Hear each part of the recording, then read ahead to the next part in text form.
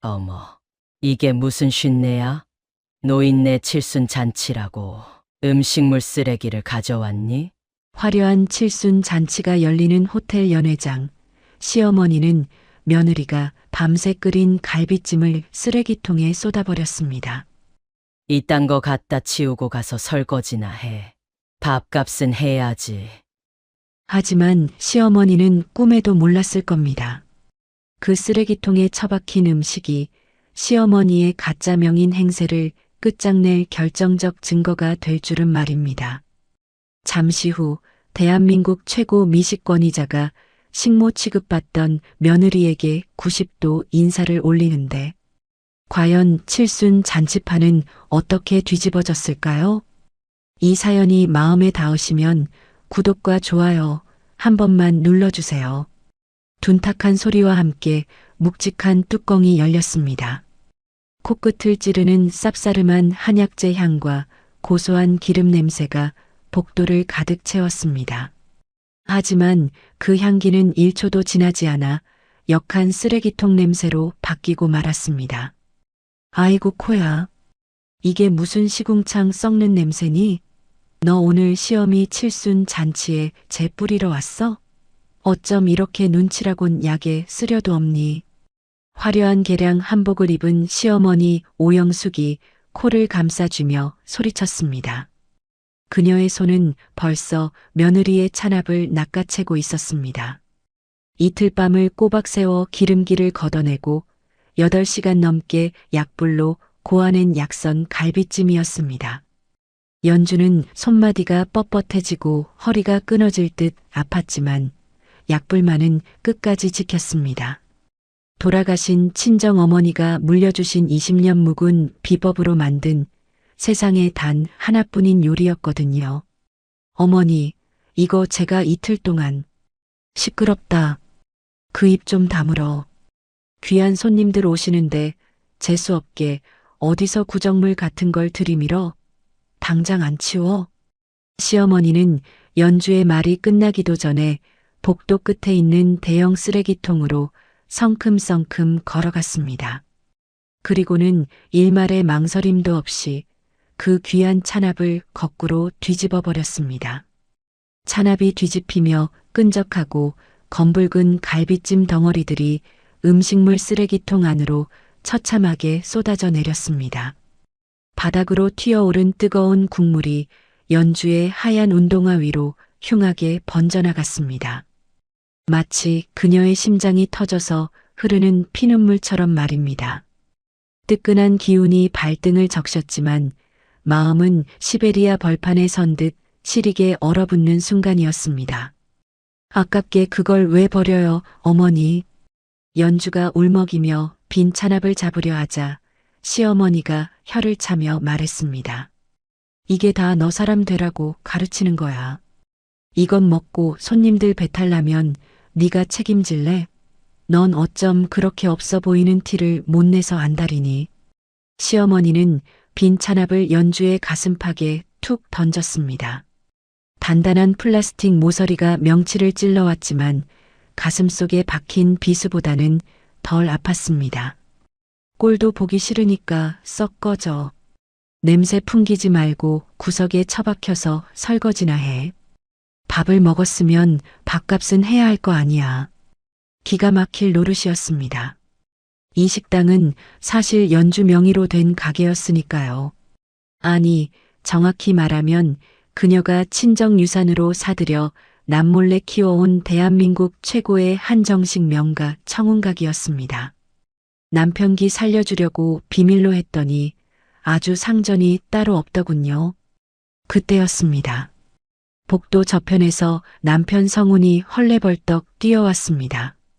연주는 그가 구세주가 되어주길 바랐지만 남편의 입에서 나온 말은 비수보다 더 날카로운 송곳이었습니다.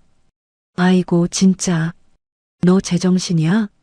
창피해서 얼굴을 들 수가 없네. 오늘 내 인생 걸린 날이라고 했어. 안 했어?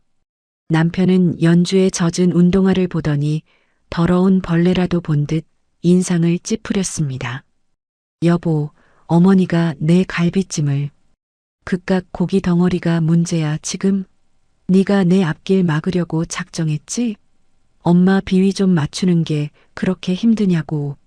남편은 연주의 어깨를 거칠게 밀치며 귓속말로 속삭였습니다. 빨리 가서 닦고 와. 냄새나니까 손님들 근처엔 얼씬도 하지 말고. 알았어? 남편은 뒤도 돌아보지 않고 연회장으로 쏙 들어가 버렸습니다. 덩그러니 남겨진 복도에는 음식물 쓰레기 냄새와 짓밟힌 연주의 자존심만이 뒹굴고 있었습니다. 연주는 주먹을 꽉 쥐었습니다. 손톱이 손바닥을 파고들어 붉은 자국이 선명하게 남을 정도로 세게 말입니다. 더 이상 참는 것은 미덕이 아니라 멍청한 짓이었습니다. 연주는 쓰레기통 옆에 쭈그리고 앉았습니다. 더러운 국물이 튄 찬압 뚜껑을 조심스럽게 집어들었습니다. 그곳에는 아무도 보지 못했던 작지만 선명한 홀로그램 스티커 하나가 붙어 있었습니다. 한국 전통 미식 연구회 인증 198번. 이것은 단순한 스티커가 아니었습니다. 이 요리가 가짜가 아님을 증명할 유일한 증거이자 시어머니의 목을 죄어올 올감이었습니다. 연주는 냅킨으로 스티커에 묻은 오물을 정성스럽게 닦아냈습니다. 반짝이는 홀로그램 빛이 그녀의 눈동자 속에 서늘하게 비쳤습니다. 그때 주머니 속에서 휴대폰이 묵직하게 진동했습니다. 화면을 켜자 부재중 전화 3통과 함께 메시지 하나가 와 있었습니다. 서명희님, 지금 도착했습니다. 어디 계십니까? 발신자는 VIP 심사위원장이었습니다. 연주는 떨리는 손으로 젖은 앞치마를 벗어 바닥에 패대기 쳤습니다. 그리고 심호흡을 한번 크게 내쉬며 통화 버튼을 눌렀습니다. 네, 회장님. 접니다. 지금 바로 가겠습니다. 가서 보여드려야죠. 진짜 주인이 누군지, 가짜가 누군지. 연주는 이를 앙다물고 중얼거렸습니다. 어머니, 딱 기다리세요. 그 잘난 명인 잔치, 제가 아주 화려하게 뒤집어 드릴 테니까. 이제 진짜 주인이 누구인지 알려줄 시간이었습니다. 텅 빈 탕빗이란 형광등 불빛만이 서늘하게 깜빡거리고 있었습니다. 연주는 떨리는 손으로 고급스러운 트위드 재킷을 벗어 옷걸이에 걸었습니다. 그리고 구석에 처박혀 있던 락스 냄새가 진동하는 분홍색 고무장갑을 꺼내 들었습니다. 손가락 마디마디가 굳은 살로 박인 그녀의 손이 고무장갑 속으로 빨려 들어갔습니다. 마치 그녀의 인생이 다시 시궁창으로 들어가는 것만 같아 속이 메스꺼웠습니다. 거울 속에 비친 연주의 모습은 영락없는 식당 아줌마였습니다. 불과 10분 전까지만 해도 청운각에 숨겨진 오너였던 서연주는 온데간데 없고 시어머니 칠순 잔치에서 설거지나 하러 온 며느리만 덩그러니 서 있었으니까요. 그때 탕비실 문이 조심스럽게 열렸습니다. 청운각의 주방장인 박 실장이었습니다. 그는 연주의 꼴을 보더니 입을 떡 벌리며 말을 잇지 못했습니다. 아이고 사장님, 이게 대체 무슨 꼴입니까? 천하의 청운각 주인이 고무장갑이라니요. 남들이 알면 기가 찰 노릇입니다. 박 실장은 연주의 손에 끼워진 고무장갑을 뺏으려 했습니다. 그의 눈에는 당혹감과 안타까움이 가득했습니다. 비키세요. 제가 나가서 다 엎어버리겠습니다. 사장님이 밤새 만든 갈비찜을 쓰레기통에 처박다니요. 이건 사람 도리가 아닙니다. 안 돼요, 박 실장님. 제발이요. 연주는 박 실장의 팔을 꽉 잡았습니다. 박 실장님, 눈 딱 한 번만 감으세요.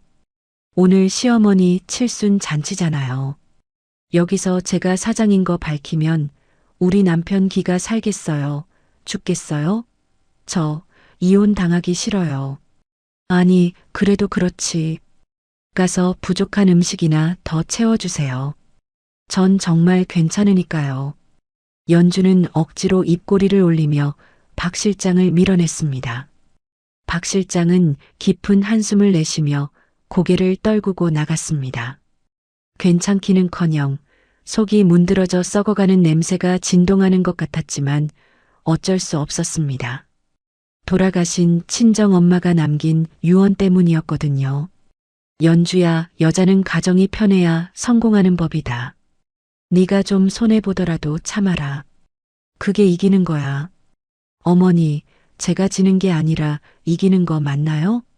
연주는 허공에 대고 묻고 싶었습니다. 하지만 대답 대신 왁자지껄한 연회장의 소음만이 벽을 타고 넘어왔습니다. 연주는 심호흡을 한번 크게 하고 물병과 마른 행주를 챙겨 들고 연회장으로 나갔습니다. 화려한 샹들리에 아래 하객들이 꽉 차 있었습니다. 단상 위에는 화려한 한복을 입은 시어머니가 마이크를 잡고 서 있었습니다. 그녀의 얼굴에는 세상 모든 행복을 다 가진 듯한 미소가 번져 있었습니다. 여러분, 와주셔서 감사합니다. 오늘 드신 이 약선 갈비찜 맛이 어떠셨나요? 네, 최고예요. 역시 오 여사님 손맛은 알아줘야 해. 하객들의 칭찬이 쏟아지자 시어머니는 짐짓 겸손한 척 콧소리를 섞어가며 말했습니다. 어머머, 별 말씀을요. 사실 제가 이거 만든다고 사흘 밤낮으로 가마솥 앞을 지켰잖아요. 우리 며느리는 손이 곰발바닥이라 칼질 하나 제대로 못하는데 시킬 게 있어야죠. 그 말을 듣는 순간 연주가 쥐고 있던 행주에서 물이 뚝뚝 떨어질 만큼 손에 힘이 들어갔습니다. 20년 동안 갈고 닦은 그녀의 레시피였습니다. 이틀 밤을 꼬박 세워 기름기를 걷어낸 그녀의 정성이었습니다. 그런데 시어머니는 며느리의 노력을 훔친 것도 모자라 연주를 무능한 며느리로 만들고 있었습니다. 역시 오 여사님 대단해. 며느리는 시어머니 잘 만나서 좋겠네. 복도 많아. 하객들의 수군거림이 비수처럼 연주의 귀에 꽂혔습니다. 그녀는 아무 말도 하지 못한 채 고개를 숙이고 테이블에 흘린 국물 자국을 묵묵히 닦았습니다.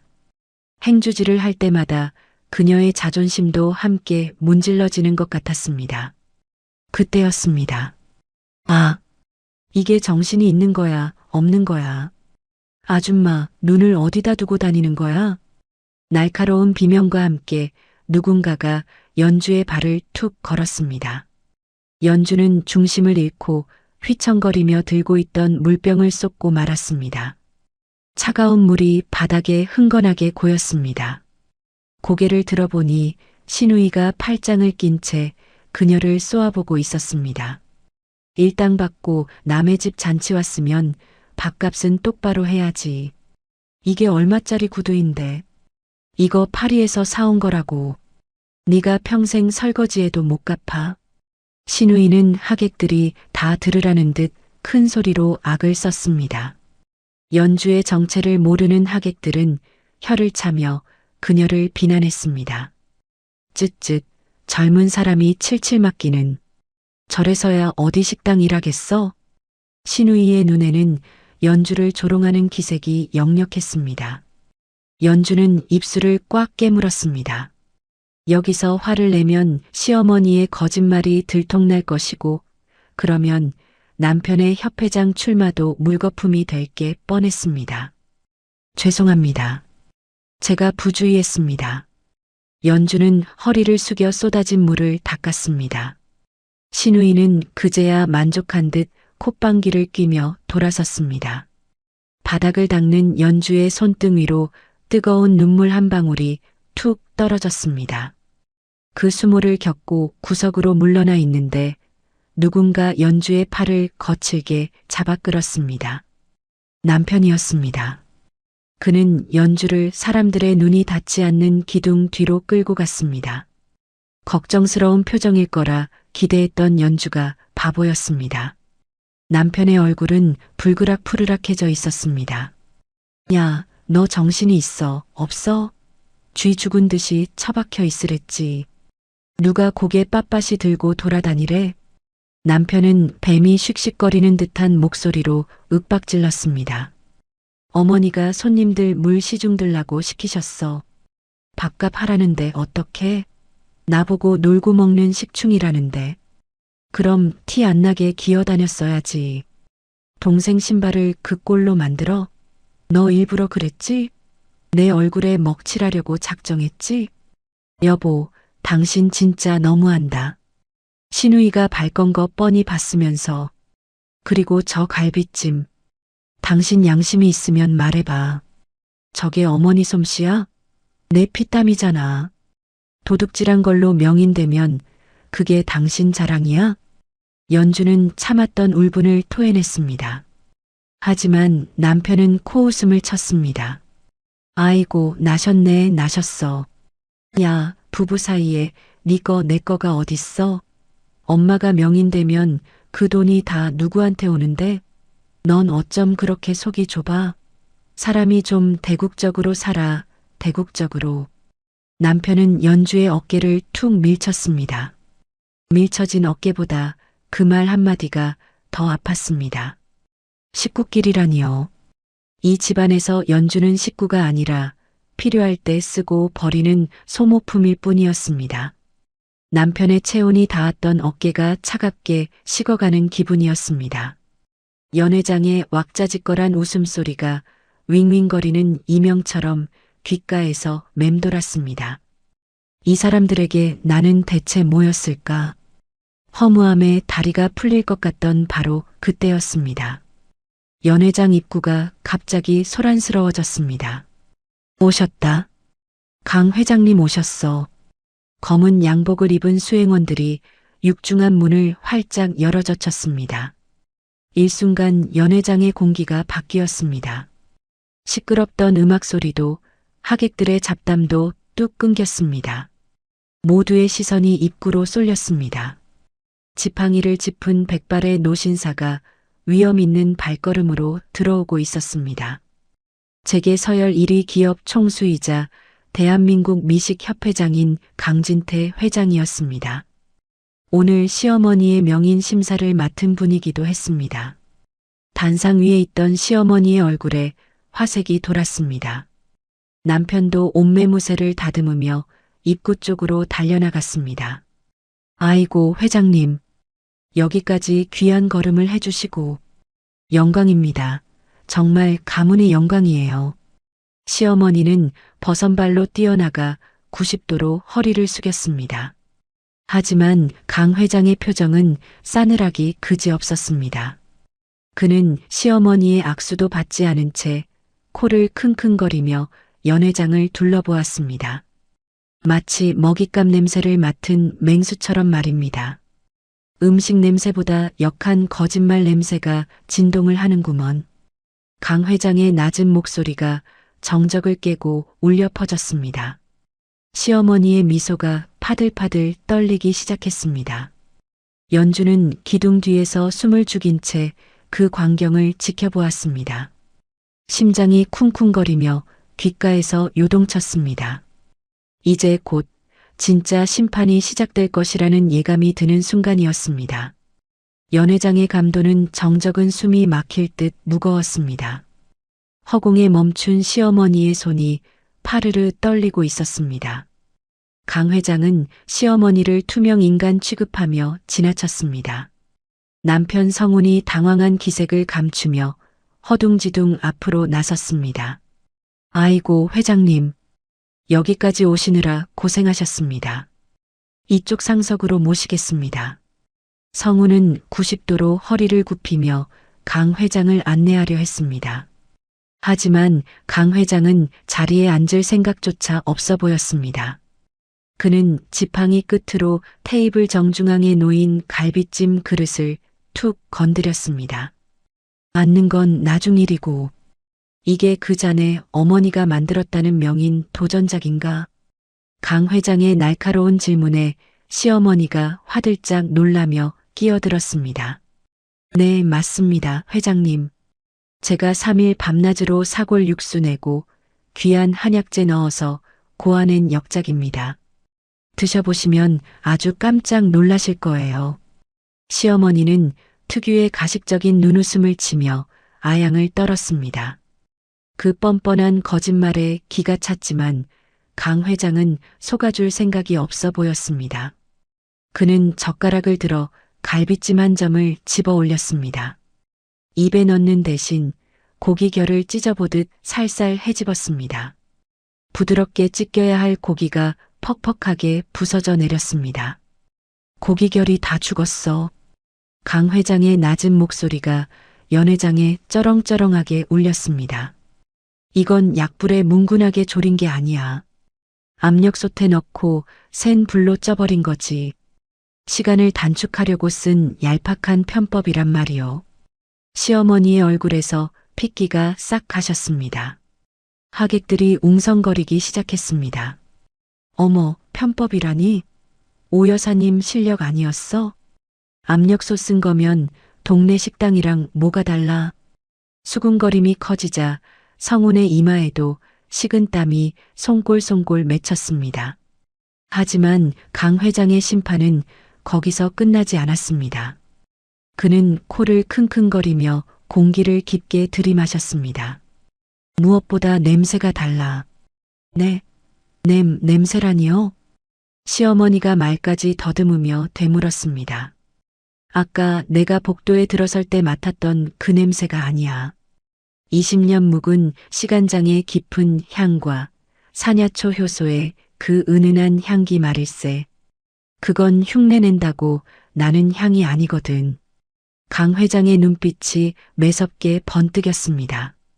그는 정확히 짚어냈습니다. 연주가 만든 약선 갈비찜의 핵심인 시간장과 효소의 존재를 말입니다. 반면 시어머니가 급조해서 내놓은 갈비찜은 시판용 소스 냄새가 진동을 했을 겁니다.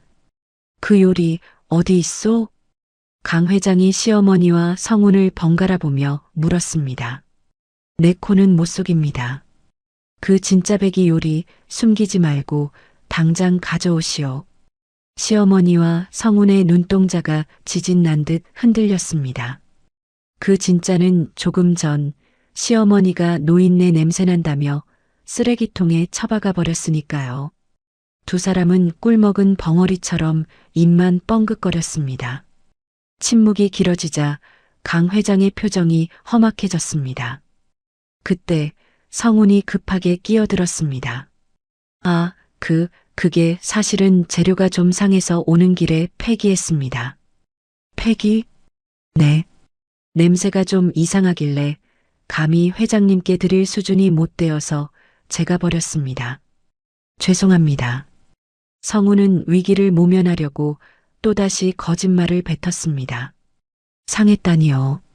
그게 어떤 재료로 만든 건데 상했다는 말을 함부로 한단 말입니까? 연주의 정성을 모욕하는 남편의 말에 그녀는 피가 거꾸로 솟는 것 같았습니다. 하지만 연주보다 더 화를 낸 건 강 회장이었습니다. 강 회장이 지팡이로 대리석 바닥을 내리찍자 천둥 같은 굉음이 연회장에 울려 퍼졌습니다. 하객들이 비명을 지르며 움찔했습니다. 뭐라? 상해? 지금 20년 묵은 시간장 향기가 내 코끝에 생생한데 그게 상해? 천하일미를 쓰레기 취급을 해? 강 회장의 호통에 성우는 다리에 힘이 풀린 듯 휘청거렸습니다. 시어머니는 아예 입을 다물지 못하고 덜덜 떨기만 했습니다. 당장 찾아와. 강 회장은 쩌렁쩌렁한 목소리로 명령했습니다. 쓰레기통을 뒤져서라도 찾아오란 말이요. 내 눈으로 직접 확인하기 전까진 오늘 심사는 없소. 강 회장은 뒤에 서 있던 수행원에게 손짓했습니다. 김비서, 자니가 나가서 찾아와. 이 근처 쓰레기통 다 뒤져서라도 그 진짜를 찾아내. 네, 알겠습니다. 수행원이 밖으로 뛰쳐나갔습니다. 시어머니의 얼굴이 흙빛이 되었습니다. 쓰레기통에 버려진 처참한 몰골의 갈비찜이 공개되는 순간 그녀의 명인 도전도 끝장이라는 걸 직감한 것입니다. 연주는 기둥 뒤에서 주먹을 꽉 쥐었습니다. 이제 그녀가 나설 차례였습니다. 잠시 후 연회장 문이 열리고 김 비서가 들어왔습니다. 그의 손에는 커다란 투명 지퍼백이 들려 있었습니다. 하객들의 시선이 일제히 그 지퍼백으로 쏠렸습니다. 그 안에는 붉은 양념이 덕지덕지 묻은 찬압 뚜껑 조각과 지식여진 갈비찜 덩어리들이 처참하게 담겨 있었습니다. 찬압 뚜껑에는 홀로그램 인증 라벨이 선명하게 붙어 있었고 누가 봐도 쓰레기통에서 막 건져 올린 모습이었습니다. 찾았습니다, 회장님. 김 비서가 지퍼백을 강 회장 앞에 내려놓았습니다. 시어머니는 비명을 지르며 뒷걸음질 쳤습니다. 성우는 얼굴을 감싸쥐며 고개를 돌렸습니다. 강 회장은 떨리는 손으로 지퍼백을 집어들었습니다. 오물 속에서도 선명하게 빛나는 홀로그램 라벨. 198번. 그가 그토록 찾아 헤매던 그 번호였습니다. 허? 강 회장의 입에서 깊은 탄식이 흘러나왔습니다. 그는 천천히 고개를 들어 시어머니를 노려보았습니다. 그 눈빛은 먹잇감을 노리는 맹수보다 더 서늘했습니다. 이게 상해서 버린 겁니까? 강 회장의 목소리가 낮게 깔렸습니다. 아니면 진짜 주인이 나타날까봐 무서워서 버린 겁니까? 그게 무슨... 시어머니는 입술을 파르르 떨며 변명조차 하지 못했습니다. 강 회장은 더 이상 그들을 상대할 가치도 없다는 듯 단상 위에 있는 마이크를 잡았습니다. 이 음식 만든 사람, 지금 당장 내 앞으로 나오시오. 마이크를 타고 울리는 그의 목소리에 연회장 전체가 얼어붙었습니다. 내 1분 기다리겠소. 만약 나오지 않는다면 나는 이 식당을 사기 혐의로 고발하고 요식업계에서 영구 제명시킬 것이오. 1분. 연주에게 주어진 시간이었습니다. 더 이상 숨을 곳도 물러설 곳도 없었습니다. 연주는 깊게 심호흡을 했습니다. 그리고 굳게 닫혀있던 주방문을 활짝 열어젖혔습니다. 모든 시선이 그녀에게로 쏠렸습니다. 화려한 드레스도 깨끗한 조리복도 아니었습니다. 물에 젖어 축축한 앞치마, 한쪽 손에만 끼워진 분홍색 고무장갑, 헝클어진 머리카락, 영락없는 식당 아줌마의 몰골이었습니다. 어머, 저 여자 아까 바닥 닦던, 설거지하던 아줌마 아니야? 하객들의 수군거림이 파도처럼 밀려왔습니다. 그 소리를 듣자마자 시어머니가 사색이 되어 달려왔습니다. 그녀는 연주의 팔뚝을 꼬집으며 이 사이로 으르렁거렸습니다. 너 제정신이야? 여기가 어디라고 기어나와. 당장 안 꺼져? 시어머니의 손톱이 살을 파고들었지만 연주는 눈 하나 깜짝하지 않았습니다. 빨리 가서 회장님한테 빌어. 네가 재료 관리 잘못해서 버렸다고 하란 말이야. 내 칠순 망칠 셈이야? 끝까지 자기 아니만 생각하는 그 추악함에 헛웃음이 나왔습니다. 연주는 자신의 팔을 잡은 시어머니의 손을 거칠게 뿌리쳤습니다. 비키세요. 뭐? 회장님이 저를 부르시잖아요. 귀 안 들리세요? 연주는 멍하니 서 있는 시어머니를 지나쳐 당당하게 강 회장 앞으로 걸어갔습니다. 한 걸음 한 걸음. 식모 며느리에서 진짜 주인으로 돌아가는 발걸음이었습니다. 성운이 연주의 앞을 막으려 했지만 그녀의 눈빛을 보고는 흠칫 놀라 물러섰습니다. 마침내 강 회장 코앞에 섰습니다. 그는 연주를 보자마자 짚고 있던 지팡이를 바닥에 내려놓았습니다. 그리고 믿을 수 없는 일이 벌어졌습니다. 대한민국 미식계에 살아있는 전설 강진태 회장이 설거지하던 며느리인 연주에게 500명의 하객이 지켜보는 그 한복판에서 허리를 90도로 꺾으며 깊숙이 고개를 숙인 것입니다. 서명희님, 연회장의 모든 소음이 일순간 진공청소기에 빨려 들어간 듯 사라졌습니다. 정적 속에 강 회장의 떨리는 목소리만이 울려 퍼졌습니다. 귀한 분을 제가 못 알아뵙고 결례를 범했습니다. 제 혀를 탓해 주십시오. 시어머니의 입이 턱 빠질 듯 벌어졌습니다. 성우는 다리에 힘이 풀려 주저앉을 뻔했습니다. 신우이는 들고 있던 와인잔을 떨어뜨렸습니다. 유리잔이 바닥에 부딪혀 산산이 부서지는 소리가 신호탄이 된 듯 하객들의 경악 섞인 비명이 터져 나왔습니다. 세상에, 명인이라니? 저 식모가 강 회장님이 인정한 명인이라고? 연주는 허리를 굽히고 있는 강 회장을 향해 처음으로 여유로운 미소를 지어 보였습니다. 이제 판이 뒤집혔습니다. 연 회장은 그야말로 아수라장이었습니다. 강 회장의 90도 인사를 목격한 하객들은 믿을 수 없다는 듯 웅성거렸습니다. 그 혼란 속에서 가장 먼저 정신을 차린 건 성운이었습니다. 그는 억지로 입꼬리를 끌어올리며 강 회장 앞으로 끼어들었습니다. 아하, 회장님, 농담도 참 잘하십니다. 깜짝 놀랐네요. 성우는 연주의 어깨를 감싸 안으며 능글맞게 웃었습니다. 방금 전까지 아내를 벌레 보듯 하던 손길이었습니다.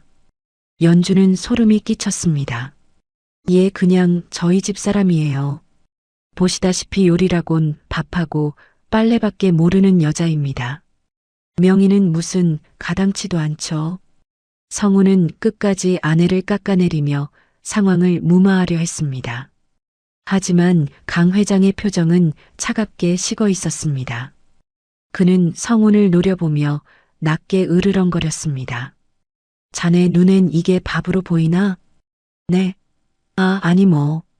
이건 예술이야. 자네 어머니가 평생을 흉내내도 닿지 못할 경지란 말이네. 감히 어디다 대고 무식하다는 망발을 해. 강 회장의 일갈에 성우는 입을 다물었습니다. 시어머니는 부들부들 떨며 연주를 노려보았습니다. 이게 대체 무슨 구판이야? 너 회장님한테 무슨 짓을 한 거니? 꼬리라도 쳤어? 역시 그 입에서 나오는 말이라곤 저급한 의심뿐이었습니다. 연주는 끼고 있던 고무장갑을 벗어 바닥에 툭 던졌습니다. 그리고 품 안에서 꼬깃꼬깃하게 접어둔 서류 봉투 하나를 꺼냈습니다. 연주가 테이블 위에 서류를 내려놓자 둔탁한 소리가 연회장에 울렸습니다. 소개가 늦었네요. 연주는 시어머니와 성운의 눈을 똑바로 쳐다보며 말했습니다. 청운각 실소유주이자 총괄 셰프 서연주입니다. 뭐라고? 시어머니가 뒷목을 잡고 비틀거렸습니다. 성운은 서류 봉투를 낚아채듯 열어보았습니다.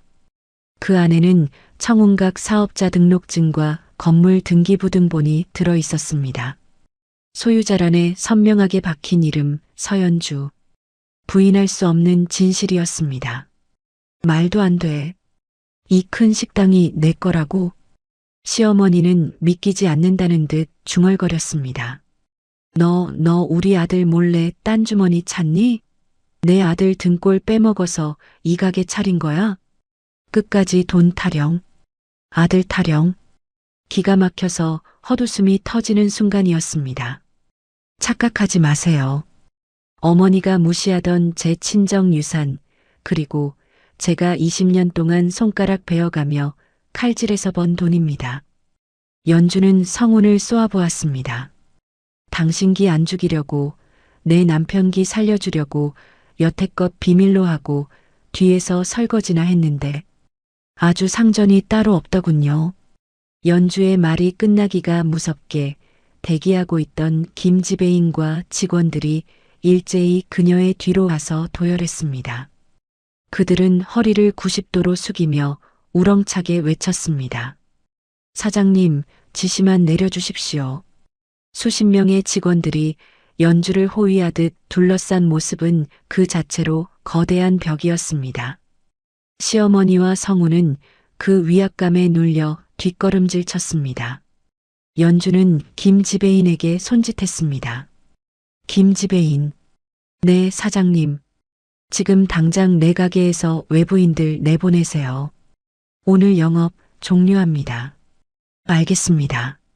시어머니가 콧노래를 부르며 잔치를 시작한 지 불과 10분 뒤 그들은 식당에서 쫓겨나고 전 재산을 압류당할 처지에 놓이게 된 것입니다. 김 지배인은 품에서 미리 준비한 서류 한 장을 꺼내 시어머니에게 내밀었습니다. 퇴거 요청서였습니다. 규정에 따라 퇴장해 주십시오. 다른 손님들이 불편해하십니다. 거나 내가 시어머니야. 감히 며느리 가게에서 누굴 쫓아내. 시어머니는 악을 쓰며 버텼지만 직원들의 단호한 눈빛 앞에선 속수무책이었습니다. 하객들은 이미 싸늘한 눈빛으로 그들을 바라보고 있었습니다. 명인이라던 시어머니가 사실은 며느리 가게에서 행패 부리는 가짜였다는 사실이 만천하에 드러난 순간이었습니다. 하지만 이건 시작에 불과했습니다. 직원들에게 팔이 잡힌 시어머니는 바닥에 대자로 드러누웠습니다. 체면이고 뭐고 다 집어던진 추한 바락이었습니다. 나 못 나가. 이거 다 모함이야. 내가 만든 레시피라고. 전현이 내 거 훔쳐서 사장 행세하는 거야. 시어머니는 바닥을 치며 통곡했습니다. 끝까지 자신의 잘못을 인정하지 않고 남 탓만 하는 그 모습에 연주의 마음속에 남아있던 마지막 정마저 떨어져 나갔습니다. 연주는 김 지배인에게 눈짓을 보냈습니다. 스크린 띄워요. 네. 지배인이 신호를 보내자 연회장 정면에 설치된 대형 스크린에 불이 들어왔습니다. 화면이 켜지자 하객들의 시선이 일제히 그곳으로 쏠렸습니다. 화면은 정확히 반으로 나뉘어 있었습니다. 왼쪽에는 시어머니가 방송에 출연해 자랑스럽게 공개했던 오여사의 비법 레시피가, 오른쪽에는 누렇게 빛바랜 낡은 공책 한 페이지가 띄워져 있었습니다. 저게 뭐지? 글씨가. 하객들이 웅성거렸습니다. 시어머니의 레시피는 누가 봐도 인터넷 블로그에서 대충 베껴온 듯 조잡했습니다. 시판용 갈비 양념 2국자, 조미료 조금. 명인이라기엔 민망한 수준이었습니다. 반면 오른쪽 화면에 띄워진 연주의 노트는 달랐습니다. 2004년 11월 3일, 맑음, 시간장 담그는 날. 배는 강판에 갈지 말고 채 썰어 넣을 것. 그래야 국물이 탁해지지 않음. 친정어머니가 살아생전 꾹꾹 눌러 쓴 손글씨와 연주가 그 밑에 붉은 펜으로 덧붙인 연구 기록들이 빼곡했습니다.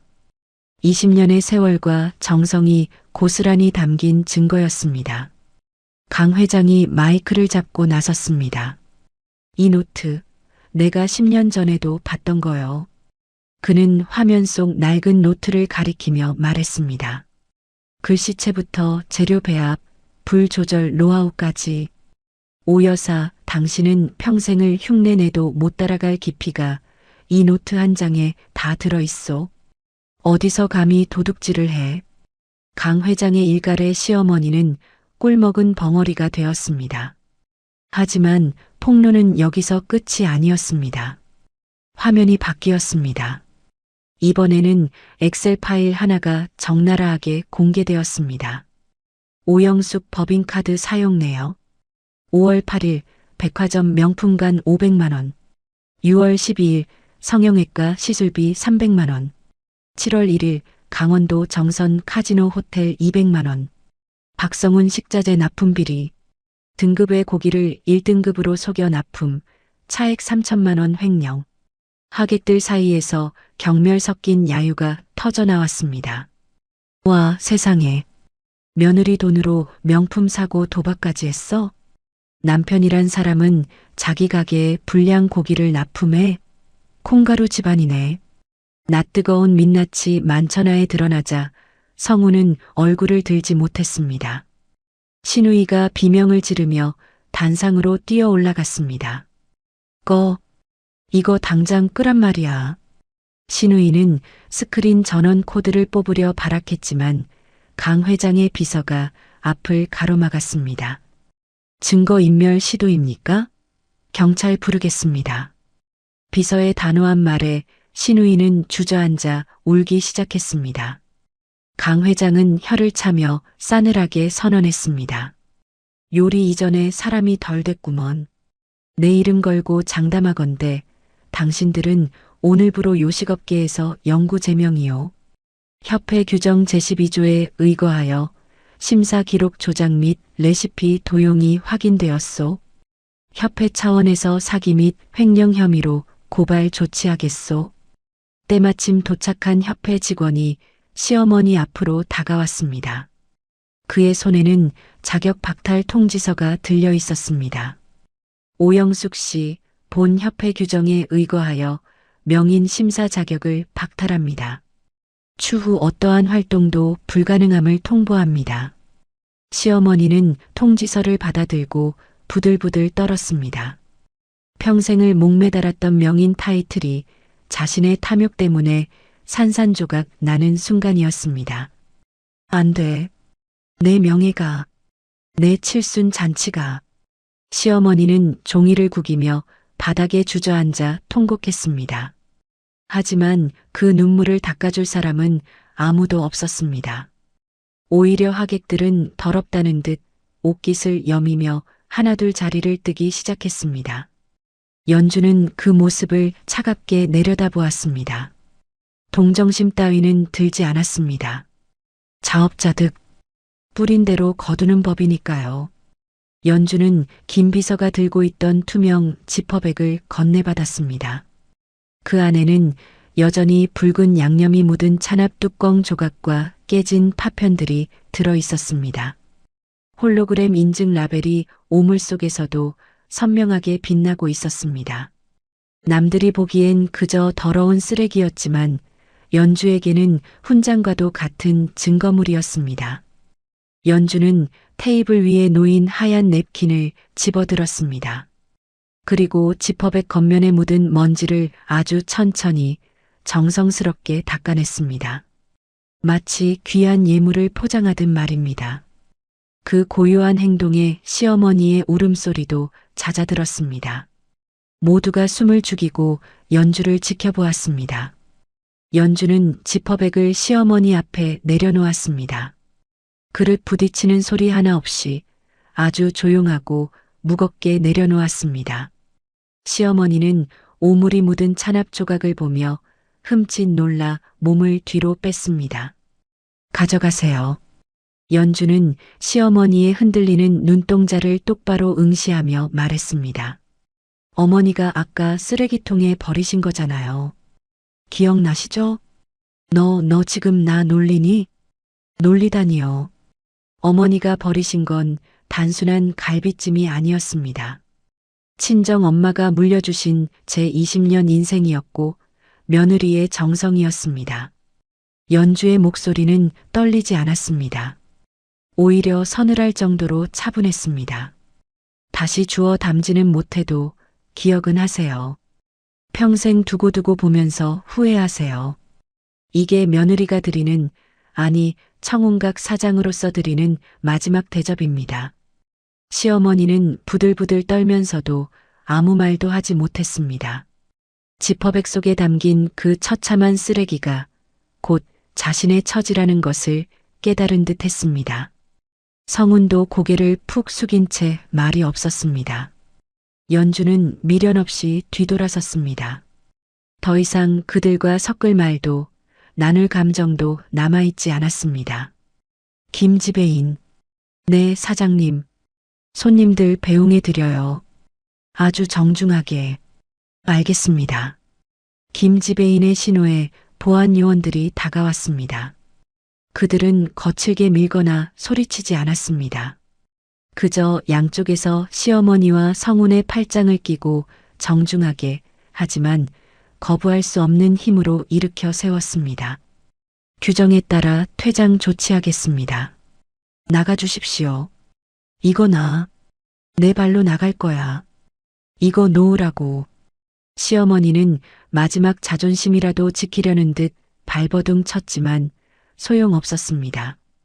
그들은 짐짝처럼 질질 끌려 연회장 밖으로 사라졌습니다. 육중한 문이 닫히며 그들의 비명소리도 차단되었습니다. 소란스러웠던 연회장에는 다시금 평화가 찾아왔습니다.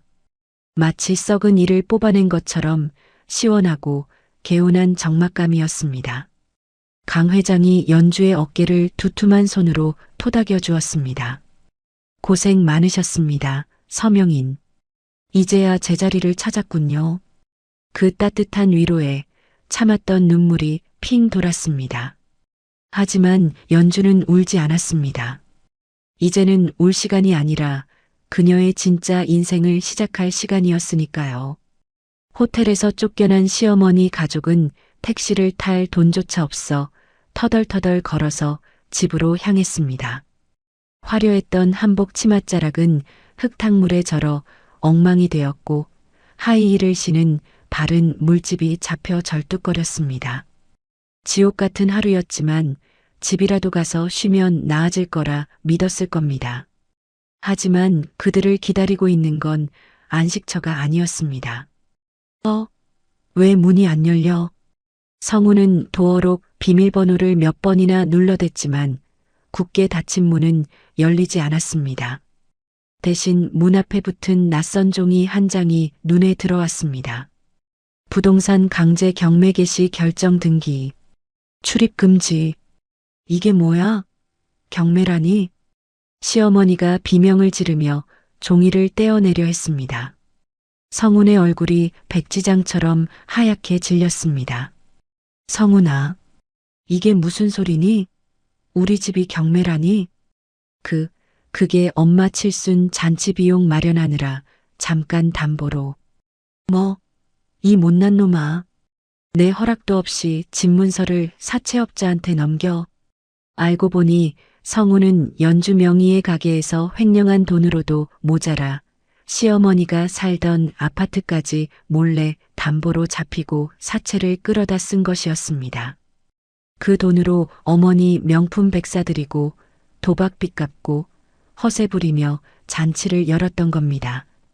이자가 밀리자 사채업자들이 칼같이 경매를 넘겨버린 것이죠.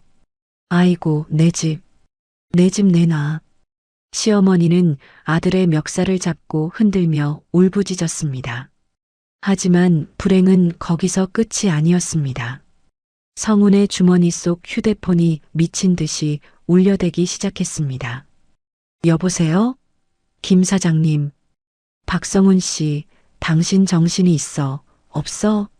불량 고기를 납품해놓고 나 몰라라 해? 당장 계약 파기야. 손해배상 청구할 테니 각오해.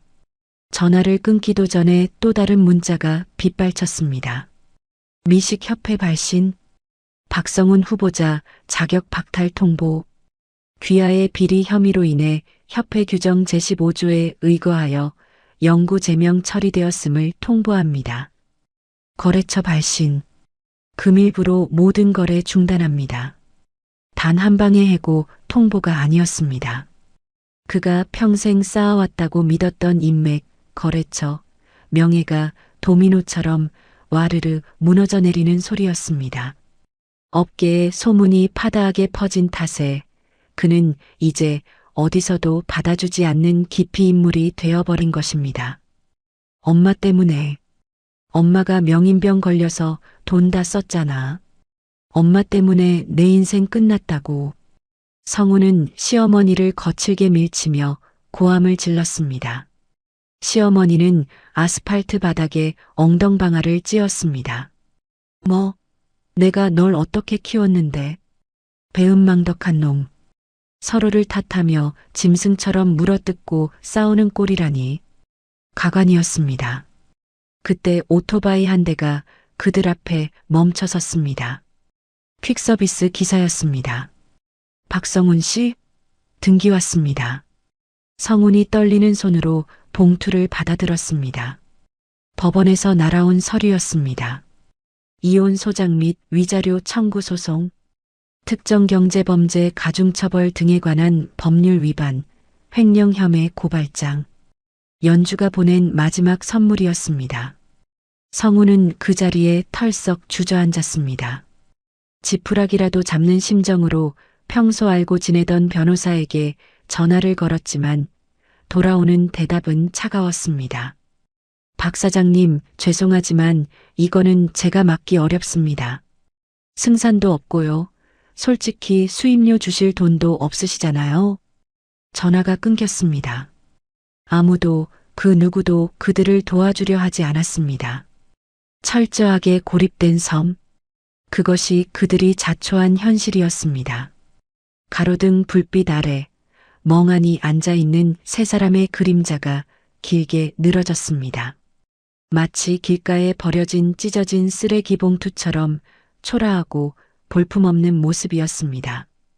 밤바람이 찼지만 그들의 뼛속까지 스며든 한기보다는 덜했을 겁니다. 시간은 빠르게 흘러갔습니다.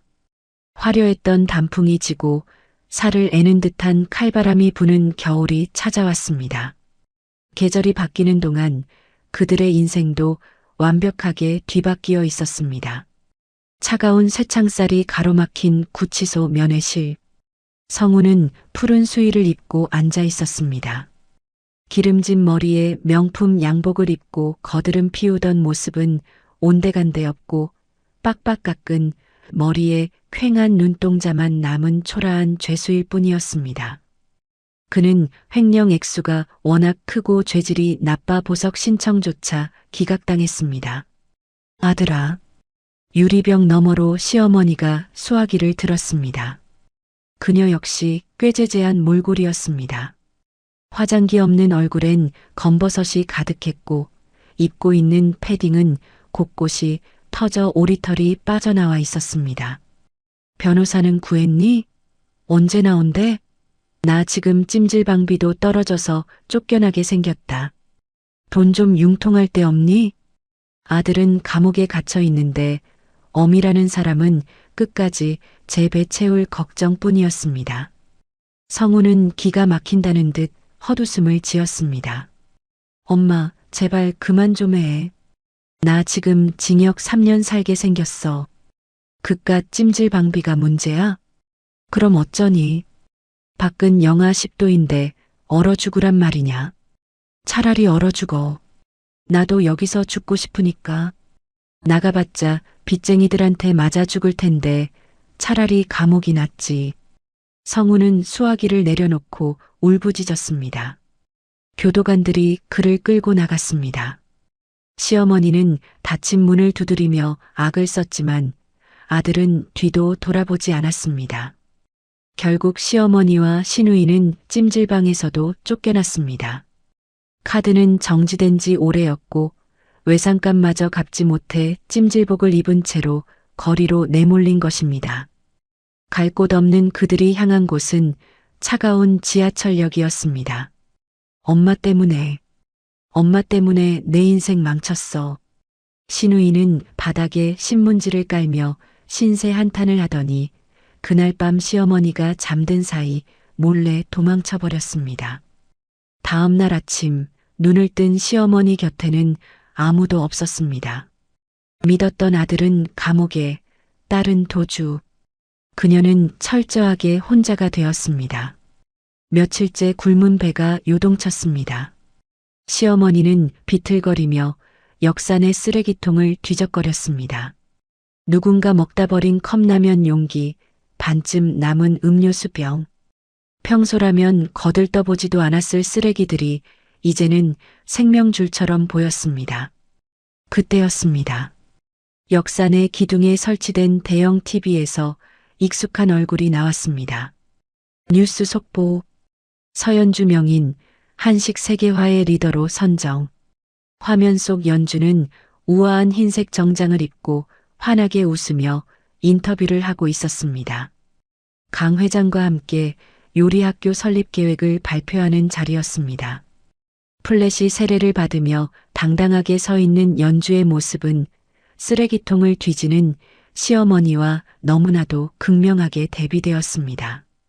아, 시어머니는 먹다 남은 빵 조각을 손에 쥔 채 입을 벌렸습니다. 질투와 후회, 그리고 비참함이 뒤섞인 괴성이 터져 나왔습니다. 저거 내 며느리야. 내가 키운 거라고. 시어머니는 미친 사람처럼 TV를 향해 돌을 던지려 했습니다. 하지만 지나가던 영무원에게 팔이 꺾여 제지당했습니다. 할머니, 여기서 이러시면 안 됩니다. 나가세요. 이거나. 저 여자가 내 며느리라고. 나 좀 데려가라고 해. 시어머니는 영무원에게 질질 끌려 차가운 역사 밖으로 내동댕이 쳐졌습니다. 지나가는 사람들은 더러운 것을 피하듯 코를 막고 지나갔습니다. 아무도 그녀의 말을 믿어주지 않았습니다. 그녀는 이제 누구의 어머니도 누구의 시어머니도 아닌 그저 거리의 노숙자일 뿐이었으니까요. 한편 차가운 감방 안에서 성우는 얇디얇은 이불 한 장을 덮고 벽을 바라보며 누워 있었습니다. 배급된 밥은 차갑게 식어 있었고 창살 사이로 스며드는 칼바람에 온몸이 떨렸습니다. 그는 문득 아내가 밤새 끓여주던 따뜻한 갈비찜 냄새를 떠올렸습니다. 그리고 그것을 쓰레기통에 처박던 어머니의 모습도요. 그때 한마디라도 막았더라면, 아내 편을 한 번이라도 들어줬더라면, 후회가 파도처럼 밀려왔지만 이미 모든 것이 늦어버린 뒤였습니다. 다시 1년이라는 시간이 흘렀습니다. 연주는 그 시간 동안 청운각을 재건하며 마음의 상처를 치유해 나갔습니다. 새벽마다 시장에 나가 직접 재료를 고르고 밤늦게까지 새로운 메뉴를 연구했습니다. 힘들 때마다 친정 어머니가 물려주신 낡은 레시피 노트를 펼쳐보았습니다. 그 빛바랜 글씨들이 그녀에게 힘이 되어 주었습니다. 1년이 지나자 청운각은 예전보다 더 단단하게 일어섰고 연주의 마음도 그러했습니다. 유난히도 눈이 많이 내리던 어느 겨울날이었습니다. 서울역 근처 무료 급식소 앞에는 새벽부터 긴 줄이 늘어서 있었습니다. 살을 애는 듯한 칼바람에 사람들은 옷깃을 여미며 발을 동동 구르고 있었습니다. 그 줄의 맨 끝자락, 때가 꼬질꼬질하게 낀 검은 패딩을 입은 노파가 서 있었습니다. 오영숙, 바로 연주의 전 시어머니였습니다. 그녀의 손등은 터져서 피가 맺혀 있었고 한때 명인을 꿈꾸던 당당했던 눈빛은 흐리멍덩하게 죽어 있었습니다. 급식소 문이 열리고 구수한 밥 냄새가 거리로 퍼져나왔습니다. 오영숙이 코를 킁킁거렸습니다. 익숙한 냄새였습니다. 아니, 평생 잊을 수 없는 냄새였습니다. 이 냄새는 오늘의 특식은 약선 갈비찜이었습니다. 1년 전 그녀가 노인네 냄새난다며 쓰레기통에 처박아 버렸던 바로 그 요리였습니다. 그녀는 홀린 듯 배 식구 앞으로 다가갔습니다. 밥 많이 주세요. 기어 들어가는 목소리로 식판을 내밀었습니다. 하얀 김이 모락모락 나는 밥과 갈비찜이 식판 가득 담겼습니다. 국자를 든 봉사자가 고개를 들어 그녀를 바라보았습니다. 하얀 마스크 위로 드러난 눈매가 서늘하게 빛났습니다. 아가, 오영숙은 헛것을 본 줄 알고 눈을 비볐습니다. 하지만 맞았습니다. 연주가 그곳에 서 있었습니다. 성공한 사업가 서연주가 아니라 앞치마를 두른 봉사자로서 말입니다. 오영숙의 손이 사시나무 떨듯 떨렸습니다. 식판을 놓칠 뻔한 것을 연주가 잡아주었습니다. 욕을 하거나 비웃거나 쫓아낼 줄 알았을 겁니다. 하지만 연주는 아무 말도 하지 않았습니다. 그저 밥을 꾹꾹 눌러 담아주며 짧게 한마디 했을 뿐입니다. 드세요. 식기 전에. 오영숙의 눈동자가 흔들렸습니다. 염치 없게도 안도감이 스쳤고 뒤이어 뼈저린 수치심이 밀려오는 듯 했습니다. 그녀는 도망치듯 구석 자리로 가서 앉았습니다. 그리고 허겁지겁 숟가락을 들었습니다. 한 입, 두 입. 따뜻한 고기 국물이 얼어붙은 식도를 타고 내려가자 그녀는 숟가락을 멈추고 흐느끼기 시작했습니다. 흐흑. 입안 가득 씹히는 고기의 맛. 20년 동안 며느리가 해줬던 그 정성의 맛. 그녀는 자신이 발로 차버린 것이 단순한 밥상이 아니라 자신의 행복이었음을 이제야 깨달은 것입니다. 내가 정신이 없었지. 이 귀한 걸. 내가 정신이 없었어. 그녀는 눈물 콧물을 쏟으며 밥을 먹었습니다.